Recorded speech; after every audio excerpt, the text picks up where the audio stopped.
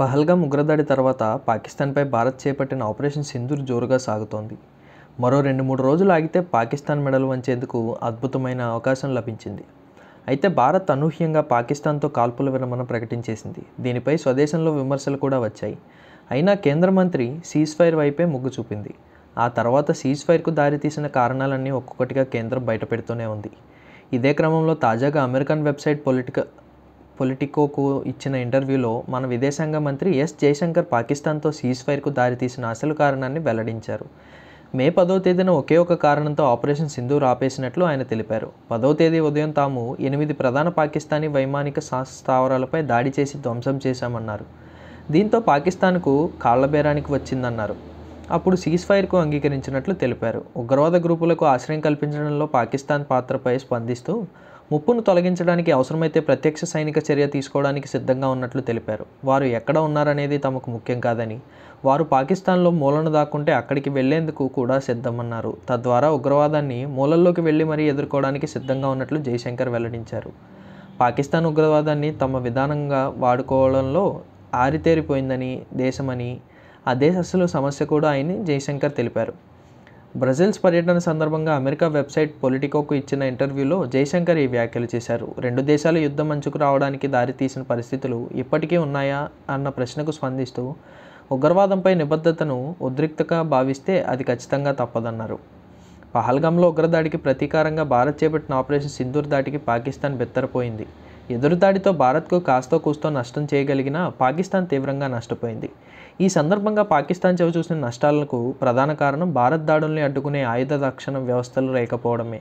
మరోవైపు భారత్ వద్ద ఇలాంటి అత్యాధునిక వ్యవస్థలు ఉండటం వల్లే పాక్ దాడుల్ని తిప్పికొట్టగలిగింది. దీంతో ఆపరేషన్ సింధూర్లో భారత్ పాక్ల మధ్య తేడా ఈ గగనతల క్షిపణి రక్షణ వ్యవస్థలే అని తెలిపోయింది.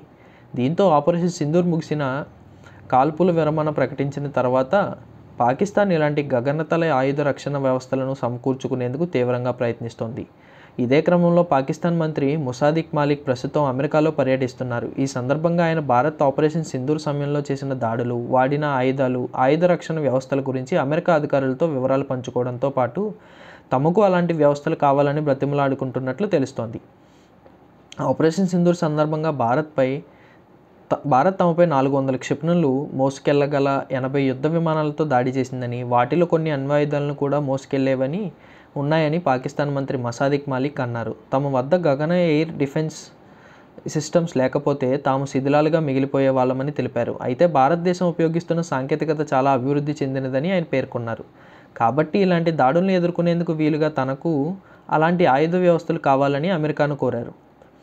మాలిక్ చేసిన ప్రకటన పాకిస్తాన్ ప్రధానమంత్రి షెహబాజ్ షరీఫ్ తమ దేశంలో చెబుతున్న దానికి పూర్తి విరుద్ధంగా ఉంది. మాలిక్ ఆయుధ రక్షణ వ్యవస్థల కోసం అమెరికా సహాయం కోరుతుండగా షరీఫ్ ప్రభుత్వం మాత్రం భారతదేశంతో జరిగిన చివరి పోరులో పాకిస్తానే గెలిచిందని చెబుతోంది. భారత్ భారీగా వైమానిక దాడులు చేయడంతో ఇరుకున పడిన 13 మంది సభ్యుల పాకిస్తాన్ బృందం వాషింగ్టన్లో అమెరికా నుండి అత్యాధునిక ఆయుధాలను కొనుగోలు చేయాలంటూ బహిరంగంగానే కోరుతోంది. పాకిస్తాన్ మంత్రి ముసాదిక్ మాలిక్ అమెరికా తమకు ఎయిర్ డిఫెన్స్ సిస్టమ్స్, ఫైటర్ జెట్లను అమ్మాలని కోరారు. పాకిస్తాన్ పీపుల్స్ పార్టీ చైర్మన్, మాజీ విదేశాంగ మంత్రి బిలావల్ భుట్టో జర్దారీ నేతృత్వంలోని బృందంలో మాలిక్ కూడా ఉన్నారు.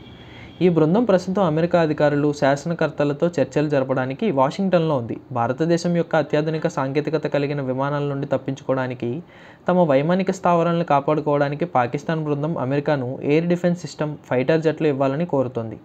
మరోవైపు ఆపరేషన్ సింధూర్పై ప్రపంచ దేశాలకు వివరణ ఇచ్చేందుకు భారత్ ప్రయత్నిస్తోంది. దీంతో పాకిస్తాన్ కూడా అదే బాట పట్టింది. ఇందులో భాగంగా అమెరికా వెళ్లిన పాకిస్తాన్ ప్రతినిధుల బృందం వివరణతో పాటు ఆయుధాలు కూడా కొంటామని చెబుతోంది. దీంతో అమెరికా స్పందన ఇప్పుడు ప్రాధాన్యం సంతరించుకుంది. ఇప్పటికే వాణిజ్యం బూచీ చూపి భారత్ పాక్ యుద్ధం ఆపానని ట్రంప్ పలుమార్లు చెప్పిన నేపథ్యంలో ఇప్పుడు పాకిస్తాన్కు ఆయుధ రక్షణ వ్యవస్థలు అమ్మేందుకు ఆయన సిద్ధమవుతారా లేదా అనేది చూడాల్సి ఉంది.